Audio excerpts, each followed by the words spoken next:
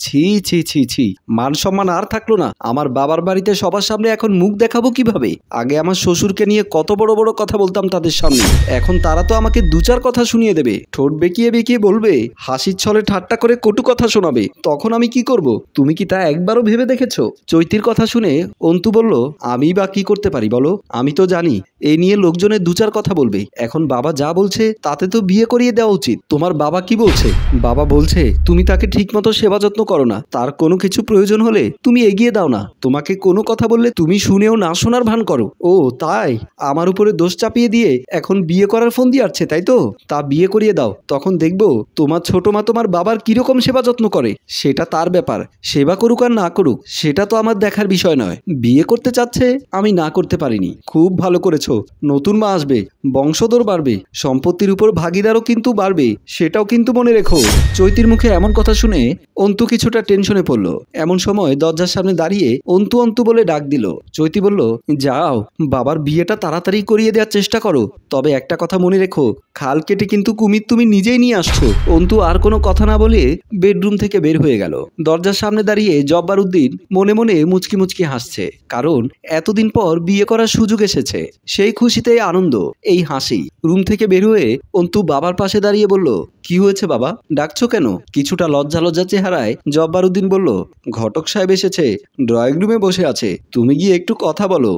আমি কি বলবো বলো? বাবা অন্তু, তুমি এখন এই বুড়ো বাপটার গার্ডিয়ান, তুমি কথা না বললে কে বলবে বলো? আমি আমার রুমে আছি, তুমি কাজী সাহেবের সাথে গিয়ে কথা বলো। বলেই কিছুটা লজ্জা লজ্জা ভাব নিয়ে জব্বার উদ্দিন তার বেডরুমের দিকে চলে গেল। অন্তু ওর ড্রয়িং রুমের দিকে চলে গেল। ঘটককে সালাম দিয়ে পাশের সোফায় বসলো অন্তু। তারপর ঘটককে বলল, আমার বাবার বয়স 60 চলে, এখনো তার সন্তান হবার সম্ভাবনা আছে। আমার বাবার জন্য মেয়ে চায়, কিন্তু মেয়ে যেন কখনো মা হতে না পারে, সেই মেয়ের কোনো জরায়ু যাতে না থাকে। ঘটক বলল, এইরকম মেয়ে পাওয়া তো মুশকিল, কিন্তু চিন্তা করবেন না, হাতে একটা মেয়ে আছে আমার, তাহলে মেয়েকে দেখান, পছন্দ হলে বিয়ে হবে। কিন্তু মেয়ের জরায়ু আছে, তবে মেয়ের আগে বিয়ে হয়েছে, সেই ঘরে কোনো বাচ্চা হয়নি, জামাই তালাক দিয়েছে বাচ্চা হয়নি বলে। বাবাজি, আপনি চাইলে তার সাথে বিয়ে দিতে পারি। আচ্ছা, ওই মেয়েকে ঠিক করেন। আলহামদুলিল্লাহ বাবাজি, তাহলে আমি দু একদিনের মধ্যে বিবাহের প্রস্তুতি গ্রহণ করছি, আমি তাহলে আসি। ঘটক বিদায় নিয়ে বাসা থেকে বের হয়ে গেল। অন্তু মনে মনে বলল, চৈতির কথাই ঠিক, খাল কেটে আমি কুমির নিয়ে আসছি, কিন্তু সেই কুমিরের যেন কামড় দিতে না পারে, সেই ব্যবস্থাই করতে হবে। বাসর ঘরে বধূ বেশে আছেন অষ্টাদশী সুরমা। জব্বার উদ্দিন ঘরে প্রবেশ করলো, আস্তে আস্তে বিছানার কাছে আসলো, নববধূর পাশে বসলো। অনেকটা লজ্জা লজ্জা পাচ্ছে জব্বার উদ্দিন, কিন্তু সুরমা লজ্জাশরম ভুলে মাথার ঘোমটা সরিয়ে জব্বার উদ্দিনকে বলল, এই যে বুড়ো, তোমার কি আমাকে পছন্দ হয়েছে? জব্বার উদ্দিন মুচকি মুচকি হেসে বলল, তোমাকে আমার ভীষণ পছন্দ হয়েছে। আমাকে কি তোমার পছন্দ হয়েছে? পছন্দ না হলে কি বিয়ে করতে রাজি হই? আর আমার আগের জামাই থেকে আপনি অনেক সুন্দর। লাউয়ের ডগার মতো হেলে দুলে জব্বার উদ্দিন বলল, আপনি করে বললে তো হবে না, তুমি করে বলো। সুরমা জব্বার উদ্দিনের কথা শুনে তার দিকে চেয়ে মনে মনে বলল, আরে এই বুড়োর দেখে খুব রস আছে শরীরে, আর কত বছর বা বাঁচবে? একবার শুধু এই বাড়ির সব সম্পত্তির মালিক হই, তারপর এই বুড়ো সব প্রেম কমাবো, কিন্তু এখন এই বুড়োকে হাতে রাখতে হবে। জব্বার উদ্দিন সুরমাকে হালকা ধাক্কা দিয়ে বলল, কি হলো সুরমা, কি ভাবছো? তেমন কিছু না। আচ্ছা, তুমি আমার জন্য কিছু উপহার নিয়ে আসোনি? বাসর ঘরে সবাই তো তার বউয়ের জন্য কিছু না কিছু নিয়ে আসে। জব্বার উদ্দিন পকেট থেকে একটা গলার হার বের করে বলল, আরে তোমার জন্য তো এই গলার হারটা নিয়ে এসেছি, এটা আমার আগের বউয়ের গলার হার, তোমারে দিলাম। বাহ, পুরো সোনা, এই বুড়ো বেশ কাজের আছে, এর থেকে ভালো টাকা রোজগার করতে পারবো। আবার কি ভাবছো সুরমা, আমায় কি তোমার ভালোবাসার সুরমা লাগিয়ে দেবে না? সুরমা ঠোঁটের কামড় দিয়ে জব্বার উদ্দিনকে টান দিয়ে জড়িয়ে ধরে বিছানায় শুয়ে পড়ল। দুজনে মিলেমিশে একাকার হয়ে গেল। সকাল হয়ে গেল।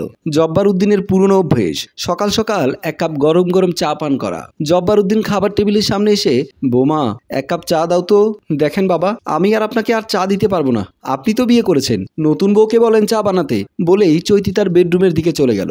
জব্বার উদ্দিন কি করবে বুঝতে পারছে না, কারণ চায়ের নেশা তাকে খুব পেয়েছে।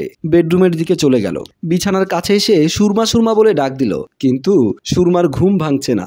বিছানার পাশে বসে দুটো ধাক্কা দেওয়ার পর সুরমা শোয়া থেকে উঠে বসে বলল, আরে সকাল সকাল ঘুম থেকে ডাকেন কেন, একটু ঘুমাতে দেন তো।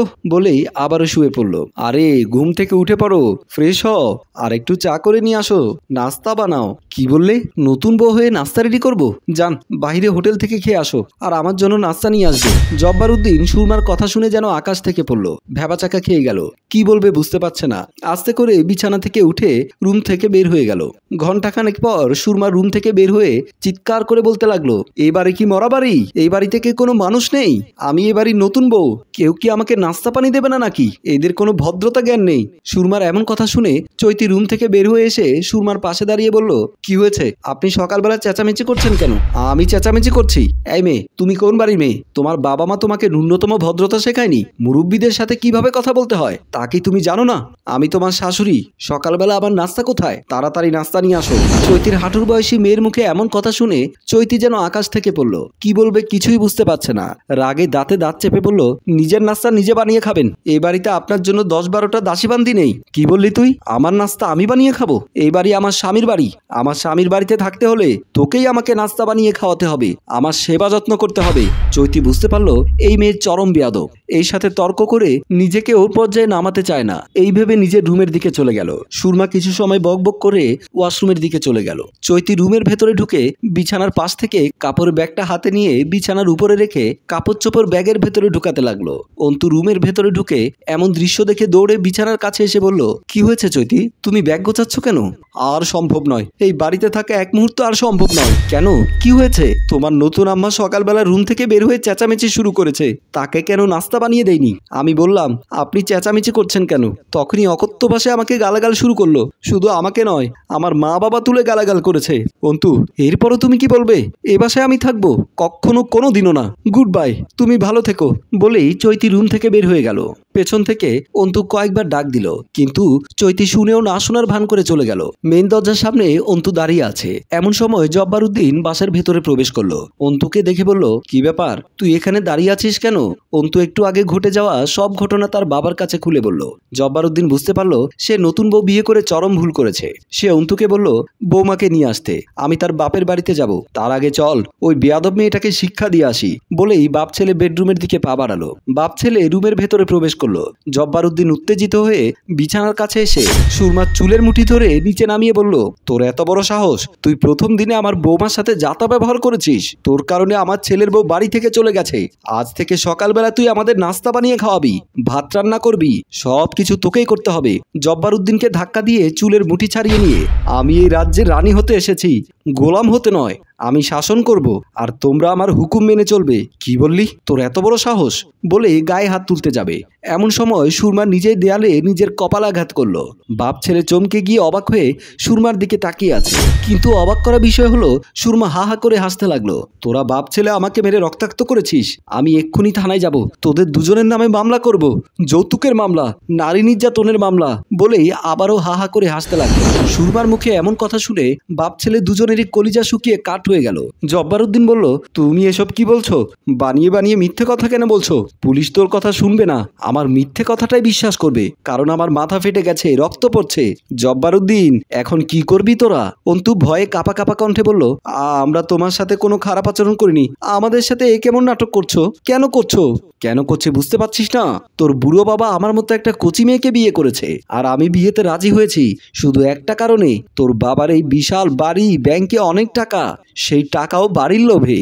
এখন বাড়িটা আমার নামে লিখে দিতে বল, আর ব্যাংকের টাকাগুলো আমাকে দিয়ে দিতে বল, তাহলেই তোরা বাঁচতে পারবি।